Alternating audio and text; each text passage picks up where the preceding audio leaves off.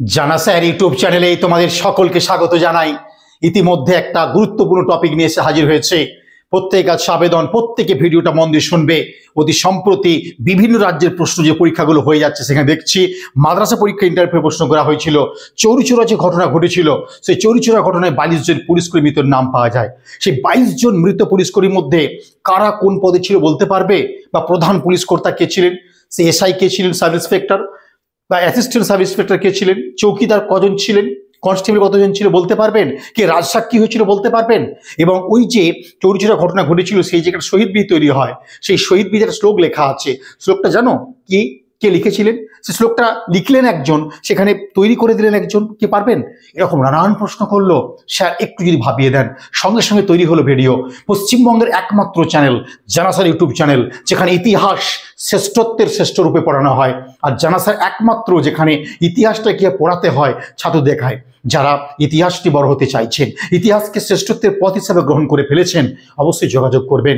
Online সারা ভারতবর্ষের জন্য অসংখ্য ছাত্রছাত্রী পড়াশোনা করছে। অফলাইনে পড়তে চাইছেন, প্রতি রোববারে চলে আসুন আমার বাড়িতে, বা প্রতি শনিবার কলেজ স্ট্রিটে একেবারে ক্যালকাটা ইউনিভার্সিটির মুখে পড়াচ্ছে। আপনারা ইতিহাসকে নিয়ে বড় হতে চাইলেন, 4টে পরীক্ষার নাম বলবো।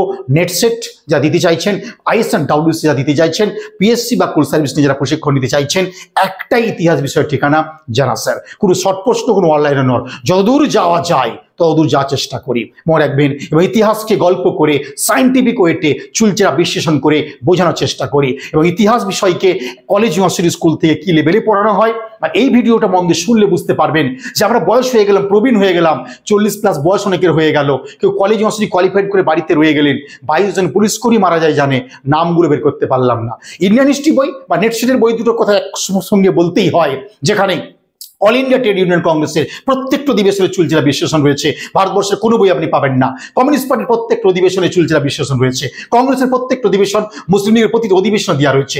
ডান্ডি মার্চের 78 জন ব্যক্তির নাম দেওয়া রয়েছে।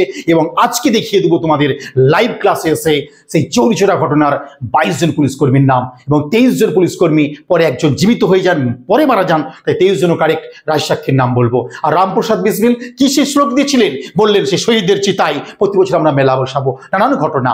আর শুরু হবে 1922-এর সেই 1 ফেব্রুয়ারি, 2 ফেব্রুয়ারি, 4 ফেব্রুয়ারি। কি ঘটনাগুলো ঘটে গেল পরিষ্কার বলবো। আর প্রথম বিশ্বযুদ্ধে সৈনিক রূপে ফেরত সে ড্রিল প্রশিক্ষক, যিনি হুইসেল শেখাতেন স্টুডেন্টদের, সেই মানুষটার নাম বলবো। তিনি আর কেউ নন, ভগবান আহির। নানান কর্মকাণ্ডগুলোকে দেবো, আপনারা শুনবেন। শতাধিক আপনি প্রশ্ন এখান থেকে রেডি করতে পারবেন। আপনার কাছে আধুনিক ভারতবর্ষে যা যা ইংরেজি বাংলা বই আছে, পড়ার পর ভিডিওটা শুনবেন, ভাববেন আমি কত পিছিয়ে ছিলাম। চাকরির পরীক্ষায় যে 1-2% কোয়ালিফাইড করে, আপনি ওই জায়গায় যেতে চাইলে অবশ্যই যোগাযোগ করুন আপনাদের জানা স্যারের সঙ্গে। শুরু করছি চৌরিচৌরার ঘটনা, এবং বারবার করে আজকে দেখাবো সেই 22 জন পুলিশকর্মীর নাম এবং কোন কোন পোস্ট তারা ছিলেন। তো শুরু করছি, প্রত্যেকে পিকচার দিয়ে চেষ্টা করেছি। এবং এই চৌরিচৌরা ঘটনা কিন্তু ভারতের মডার্ন ইন্ডিয়া যারা পড়বে জানবেন না, ভালোভাবে হতে পারেন না। ডেটটা 1 ফেব্রুয়ারি, সালটা 1922। একদম তৎকালীন ভারতবর্ষের রাজনীতিতে টকবক করছেন গান্ধীজি। আর আমরা জানি যে 1921 থেকে 1926 পর্যন্ত বড়লাট ছিলেন রিডিং। এবং সেই বড়লাট রিডিং বলতে গেলে প্রথমেই বলতে হয় যে 1925 সালে সাধারণ বাজেট থেকে রেল বাজেট যিনি পৃথক করেছিলেন, তাই না?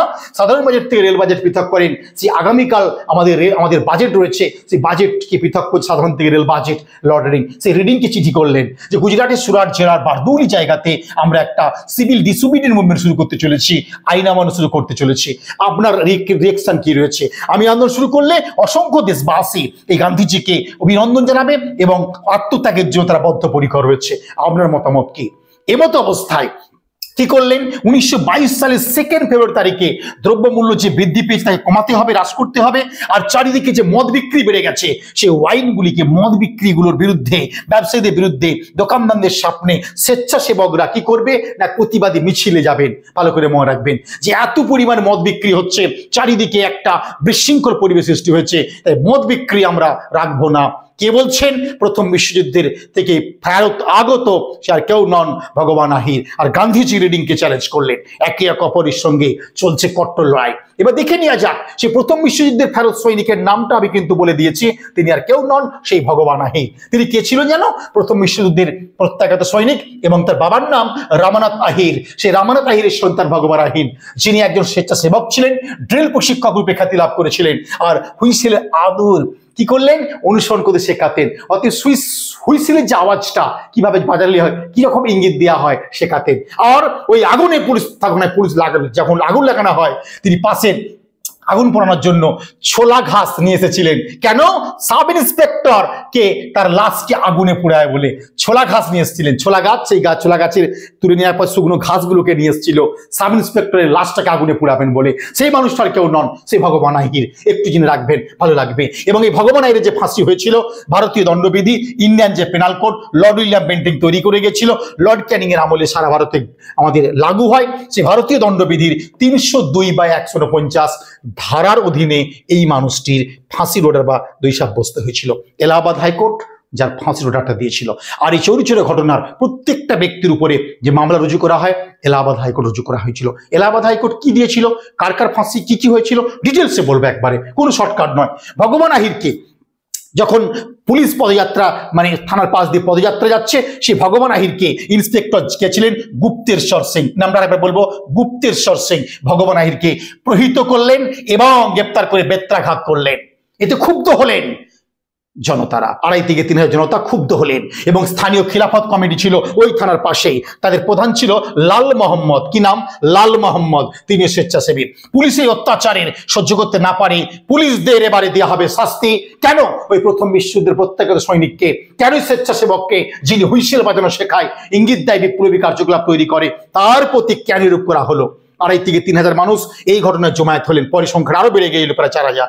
সে লাল মোহাম্মদের নেতৃত্বে শুরু হলো পুলিশের উপর একটা নিকট শাস্তি দেওয়া হবে। শ্যামসুন্দর, নজর আলী, এদের মতো মানুষেরা ঐক্যবদ্ধ হলেন।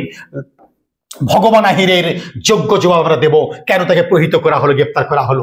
4 ফেব্রুয়ারি সেই পুলিশ থানার পাশ দিয়ে গেল এক পদযাত্রা।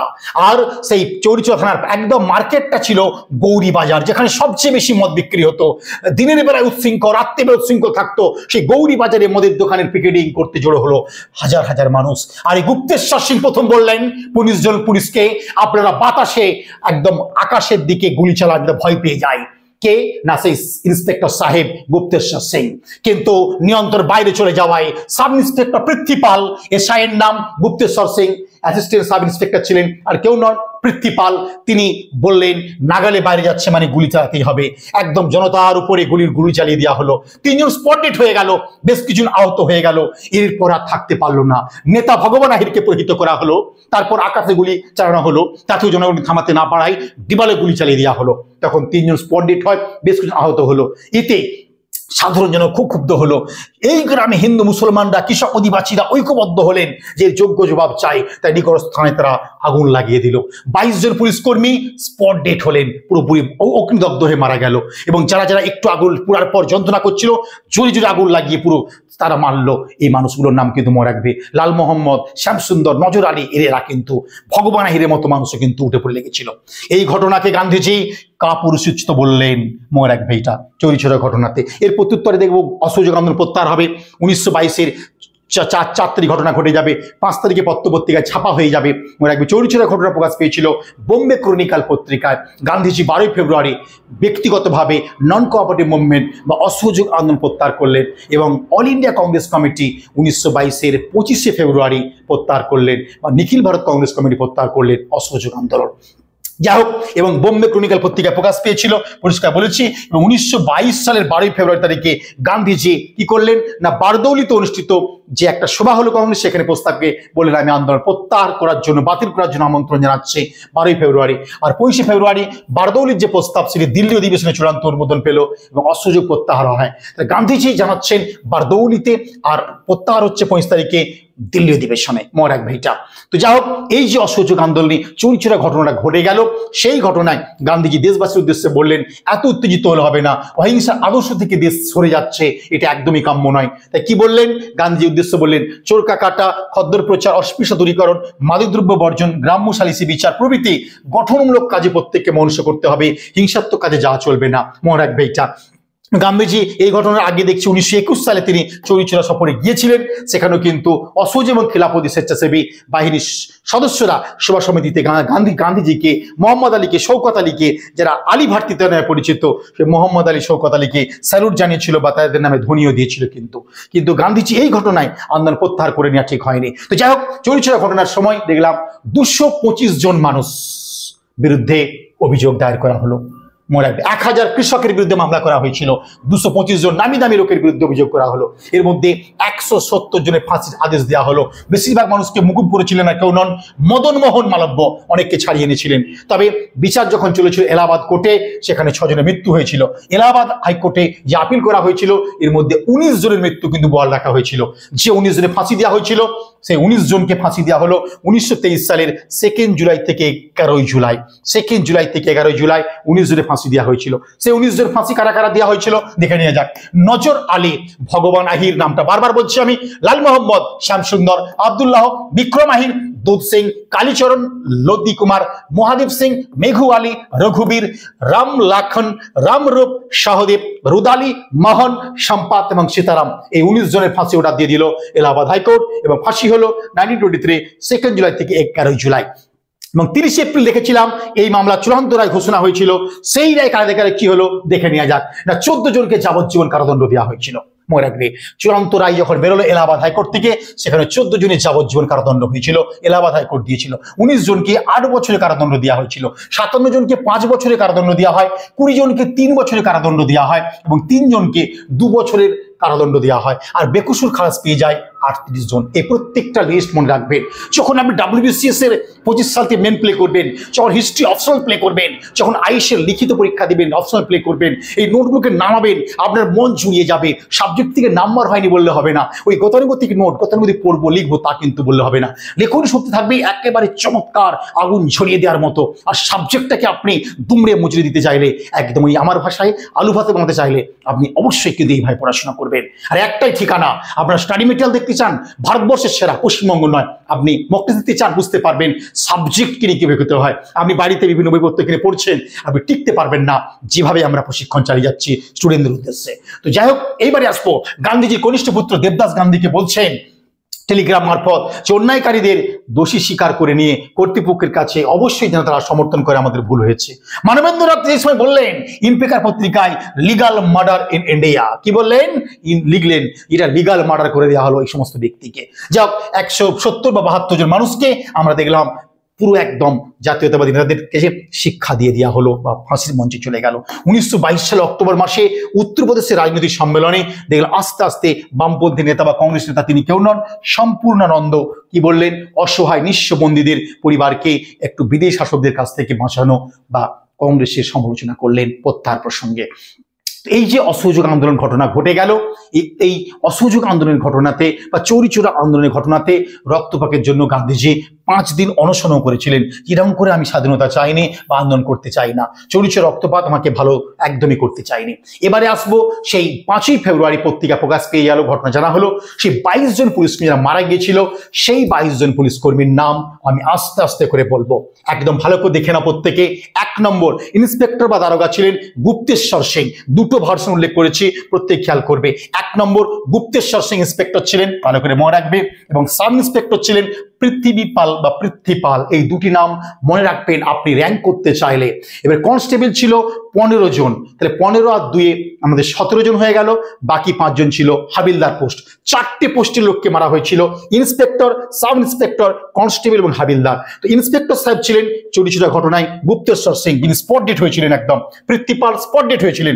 এবং যে সমস্ত কনস্টেবল হন একে একে বলবো, বশির খান, কপিল দেব সিং, বিশ্বেশ্বর রাম যাদব, প্রত্যেকে দেখে নেবেন। মোহাম্মদ আলী, হাসান খান, গোদাবক্স খান, জামা খান, মাগলু চৌবে, রামবলি পান্ডে, কপিল দেব, ইন্দ্রাসন সিং, প্রত্যেক খেয়াল করবে, রাম লাখন সিং, মারাদোনা খান, জগদেব সিং এবং জয়গাই সিং। এই 15 জন ছিলেন কনস্টেবল। আর লাস্টের 5 জন, 15 আর 2 17 জন হয়ে গেল। আর বাকি 5 জন ছিল চৌকিদার। চৌকিদার ছিলেন লাখাই সিং, ওয়াজির, ঘিসাইরাম, জোথাইরাম, কাটোয়ারুরাম। এই 22 জন পুলিশকর্মী স্পট মারা যায়। এই শহীদ বেদিতে বলে দেব, সেই রামপ্রসাদ বিসমিল, যিনি কাকুর ষড়যন্ত্র মামলার নায়ক ছিলেন, সেই মানুষটা একটা কিন্তু এই চৌরিচৌরাতে একটা বিখ্যাত শ্লোক দিয়েছিলেন। কিছু শ্লোক দেখে নেওয়া যাক একবার, মনে রাখবে। এই 22 জন পুলিশকর্মী মারা যায়, 23 জন থানাতে ছিল, আগুন লাগিয়ে দেওয়া হয়, একজন বেঁচে গিয়েছিলেন, তার নাম রঘুবর সিং, মনে রাখবে। পরে ওই ঘটনার তিনি আদালতে হাজির করা হয়, তিনিও পরে মারা যান। তাই সংখ্যার অনেক বই 23 পাওয়া যায়, কোনো অংশে কিন্তু ভুল নয়। 1971 সালে মহান ঘটনার জন্য চৌরি চৌরা শহীদ স্মরণ সমিতিতে 40 ফুট উচ্চতা বিশিষ্ট একটা ত্রিভুজ আকারে তৈরি করা হয় স্তম্ভ। আর সেই স্তম্ভেতে কি তৈরি হয় জানো? জগদম্বা প্রসাদ মিশ্র একটি শ্লোক লিখলেন, জগদম্বা প্রসাদ মিশ্র শ্লোকটা লিখে দিলেন, সেটা টাঙিয়ে দিলেন কে আর কেউ নন, সেই রামপ্রসাদ বিসমিল। সে শ্লোকটা হলো, শহীদ কি চিতাও পার লাগেঙ্গে হর বারুস মেলা, অর্থাৎ শহীদদের চিতায় প্রতি বছর মেলা হবে। লিখলেন এই শ্লোকটি জগদম্বা প্রসাদ মিশ্র, টাঙিয়ে দিলেন রামপ্রসাদ বিসমিল। তো এই ভিডিওটা আপনাদের অনেকের কাছে জানা টপিক, কিন্তু কেমন ভাবে পড়ানোর চেষ্টা করলাম, কেমন তোমাদের লাগলো, যদি ভালো লাগে একটা লাইক, একটা কমেন্ট করবে, শেয়ার করবে। পশ্চিমবঙ্গের সেরা কিন্তু এইরূপ ক্লাসের জন্য যোগাযোগ করুন। এই বইটা আপনারা মাথা গড়ায় নিয়ে শুয়ে থাকবেন। নেপোলিয়ন বোনাপার্ট যখন শয়নকক্ষে থাকতেন, অপোজিট প্রান্তে থাকতো মোনালিসার ছবি, আপনি এই বইটা বারবার করে পড়বেন। আর পশ্চিমবঙ্গের একটাই প্রশিক্ষণ, ইতিহাস বিষয় অন্তত, অনলাইন অফলাইন একটাই ঠিকানা, জানা স্যার, একদম চিনার পার্ক এবং কলেজ স্ট্রিটে খুলে দেওয়া হয়েছে ব্যাচ। আপনারা আসুন শনিবার রোববার করে এই বইটা প্র্যাকটিস করুন, আমরা বুঝতে পারবেন ইতিহাসের টপিক ওয়াইজ প্রশ্ন কাকে বলে। আর যারা WBCS দিচ্ছেন, আইএস দিচ্ছেন, প্রত্যেকের কাছে আবেদন, অল ইন্ডিয়াতে এই বইটি এবং বেঙ্গলের বুকে এই বইটি কিন্তু এখন সমাদৃত বা সকলেই কিনছো। আর WBCS এর ইতিহাস অপশনাল লিখাতে চাইছো বা চৌরি চৌরা ঘটনা 20 মার্কস যদি দেয় আমি নামাতে চাই, আপনারা এই বইটা পড়বেন, ভিডিওগুলো দেখবেন, তারপর অসুবিধা হলে জাহাজ পার্সোনাল ব্যাচে আসবেন। আজকে এই পর্যন্ত রইল, বাই।